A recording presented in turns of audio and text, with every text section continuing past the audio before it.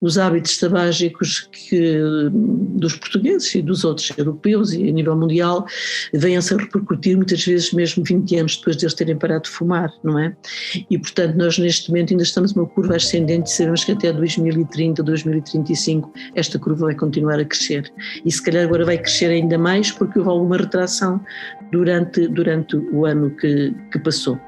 e naturalmente que nós estamos preocupados com isso, porque são vidas perdidas e temos a consciência, que alguns deles poderiam curar-se.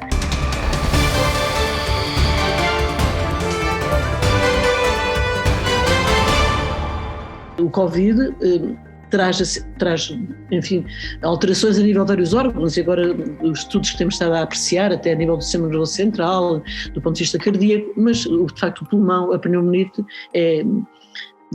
talvez o fator mais determinante e que mais tem levado os doentes aos cuidados intensivos. E sabendo efetivamente isso, e devido às complicações respiratórias e até o medo que a preocupação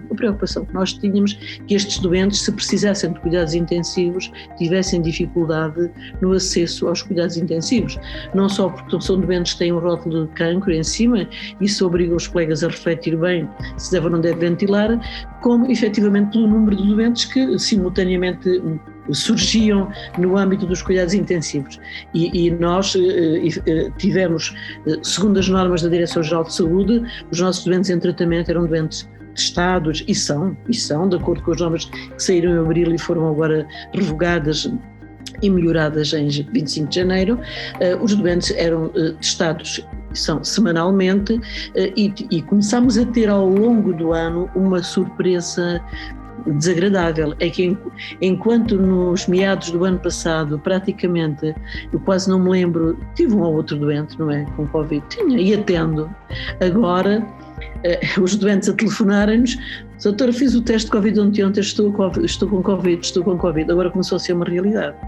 E, portanto, isto trouxe-nos ainda mais angústia e mais responsabilidade. Portanto, muitos doentes conseguimos tratá-los em casa, isto é, alguns estiveram assintomáticos e passaram por isto muito bem, outros tiveram sintomas ligeiros a moderados que se conseguiram controlar em casa, às vezes até com uma ida à urgência para avaliação de uma radiografia de tórax, saturações de oxigênio, e conseguiu-se controlar em casa, e outros tiveram mesmo de ser internados. E, portanto, isto pesou e está a pesar muito, até porque sabemos que estes doentes podem ficar com sequelas do próprio Covid e às vezes é muito difícil o diagnóstico diferencial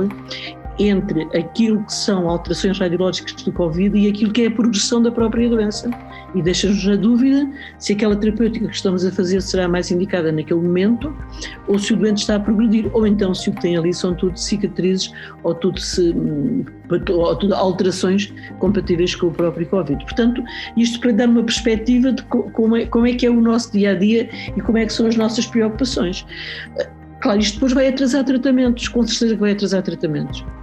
Pois se o doente, após o Covid, tem que ter um intervalo de tempo, também está determinado, quer por guidelines nacionais, quer internacionais, a ESMO, a ASCO, o NCCN, por aí, imensas associações nacionais e internacionais que o têm, e as nossas também nacionais, que o têm definido, e nós, pelo menos, temos que esperar 20 dias, que o doente esteja bem para começar o tratamento. Isto em cancro do pulmão, pode perder o timing de ser tratado adequadamente. Isto vai seguramente agravar o prognóstico do doente e provavelmente, independentemente dos atrasos nos diagnósticos daqueles doentes que não vieram na altura que deviam vir ao hospital por medo ou por outras razões, efetivamente isto vai alterar o prognóstico e seguramente vamos ter no ano 2021 já, porque o cancro do pulmão não é como o cancro da mama ou outro cancro que pode esperar algum tempo e as coisas não se alteram francamente por o doente alterar um mês ou 2 ou 3 ou 4 do tratamento. Aqui não, aqui as coisas são para ontem, quando nós diagnosticamos, o tratamento tem que ser imediato e, portanto, nós temos a consciência que, efetivamente, muitos doentes vão ter sobrevidas mais baixas e isso, se calhar, é um assunto que daqui a alguns meses nós poderemos equacionar. Também temos a percepção dos doentes que nestes meses, neste ano, eu diria no ano 2020/2021, nos têm chegado muitas vezes em tal situação que nós só nos resta fazer terapêuticas de conforto e cuidados paliativos. Tivemos muitos doentes em que assim tivemos que atuar e isto, efetivamente, não é aquilo que nós queremos para estes doentes. Depois, ainda acresce mais, efetivamente, o diagnóstico atrasou pelo medo dos doentes, mas também porque os seus médicos assistentes, na grande maioria, foram deslocados para outro tipo de tarefas durante este período de tempo. Naturalmente, assim teve que ser. Isso, não estou a pôr isso em causa, o que estou a pôr em causa foi a falta de acesso aos cuidados que estes doentes tiveram na hora em que deveriam ter tido e o que veio de facto, isto depois é uma bola de neve, não é? Se os doentes não vão ao médico, se o médico não detecta, o médico não manda e, portanto, estamos a criar aqui uma situação complicada. A nível da CUF, que é o nosso local de trabalho, logo desde muito cedo, nós tomamos medidas a nível nacional tendentes a minorar o máximo essa situação. E de várias maneiras. A instituição da teleconsulta foi uma situação muito precoce na CUF, logo desde meados do ano passado. Não é consulta telefónica, estamos a falar de coisas diferentes. Consulta telefónica é um atendimento telefónico, não é isso que eu estou a falar. Estou a falar de teleconsultas. A teleconsulta em que eu estou, como estou a falar consigo neste momento, a visualizar o doente, a ver o doente, a poder até avaliar qualquer coisa que ele me queira mostrar, a nível da pele, nos efeitos laterais dos TKIs, que é uma terapêutica que usamos muito no cancro do pulmão, que são as terapêuticas target, e muitas vezes conseguimos desta forma falar com eles, porque nós começamos, os que tinham que vir ao hospital, vinham ao hospital, com certeza que vinham ao hospital, com todos os cuidados, com a restrição de acompanhantes, claro, sempre que necessário e que o doente estava minimizado, fragilizado, não podia estar sozinho, sempre o fizemos e continuamos a fazer, a autorizar a presença do acompanhante que possa ouvir aquilo que o doente muitas vezes não consegue ouvir, porque o doente está tão fragilizado, nós estamos a dizer, ele está a dizer que sim, chega à porta já não sabe aquilo que lhe dissemos, porque é perfeitamente normal que isso aconteça. E numa doença desta natureza, a importância de um acompanhante muitas vezes é determinante para aquilo que nós queremos dizer. Portanto, se é uma primeira consulta, se é um doente que está fragilizado, nós fazíamos e fazemos a devida seleção e esse doente entra de uma forma com espaço, com desinfecção do local, sempre antes de cada doente e após cada doente, portanto com distanciamento, com a devida proteção, com máscaras, com tudo isso, assim como no hospital dia. Os riscos no hospital dia também não são grandes, porque todos os doentes fazem o teste de Covid previamente e, portanto, isso está salvaguardado. Dentro do cancro do pulmão temos o pequenas células e o não pequenas células. O pequenas células mais agressivo que o não pequenas células e a exigir um tratamento imediato logo diagnosticado. Chegou-me um senhor que tinha o diagnóstico há 2 meses e que não tinha feito rigorosamente nada e a culpa no fundo era dele, não era dos serviços. O medo de ir aqui, de ir ali,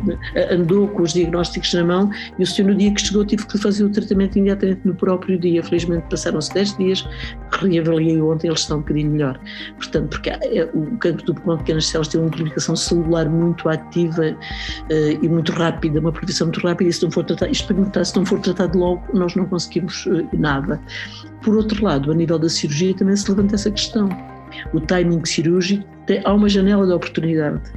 e a nível nacional, pelas circunstâncias que conhecemos, as cirurgias estão atrasadas, foram atrasadas, em prioridade à Covid, porque de facto havia imensa gente a precisar de cuidados intensivos, as cirurgias exigem que haja uma unidade disponível para esses doentes,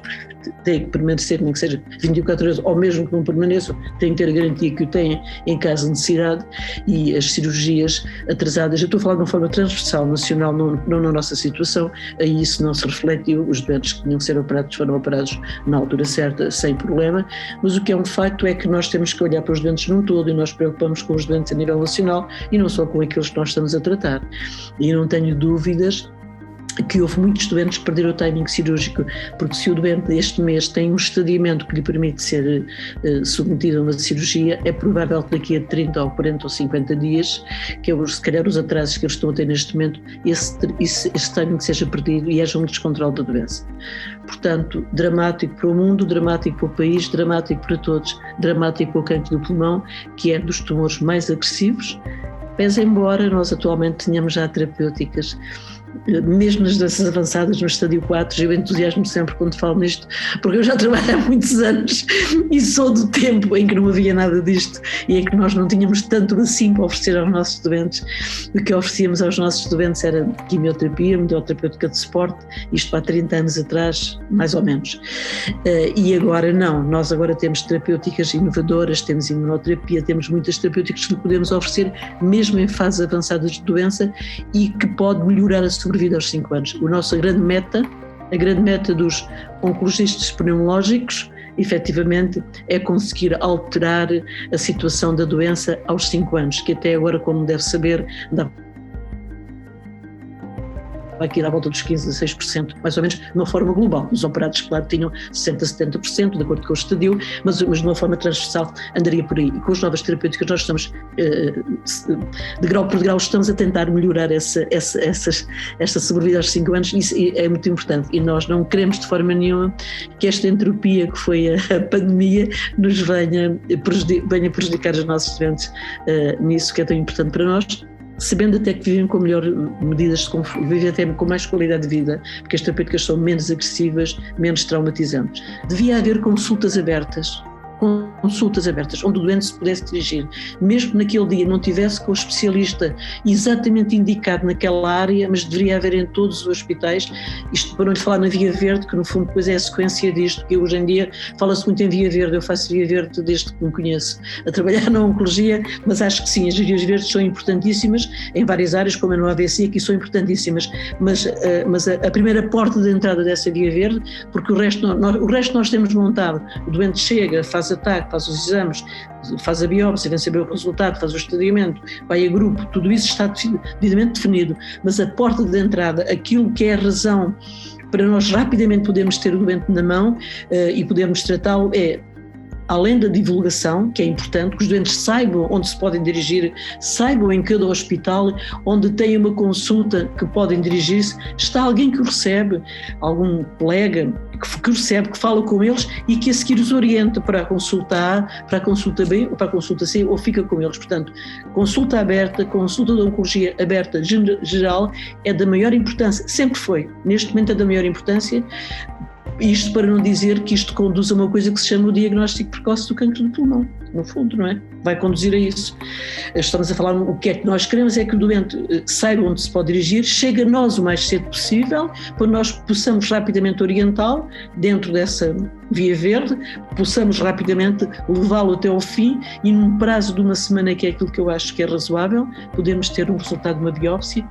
Às vezes as coisas não são assim, os doentes são mais difíceis, são mais complicados, as biópsias têm que se repetir, falamos de médias, não é? Para rapidamente podermos partir para estudos mais diferenciados, se for o caso, para depois finalmente podermos tratar os doentes e orientá-los para a quimio, para a rádio, para a cirurgia, para aquilo que se entender. Eu penso que sim, e agora mais do que nunca isso é importante, porque nós vamos viver um ano 2021 ainda angustiado, em que as coisas estão todas a tentar rearranjar-se, a poeira está a assentar toda outra vez, isto vai ter que ir devagarinho, não podemos descurar a pandemia que temos pela frente, porque ela se intercruza diretamente com os nossos doentes e connosco, e portanto temos que haver aqui uma situação de consenso, de equilíbrio, de senso. Há uma coisa que se chama senso clínico, que é muito importante.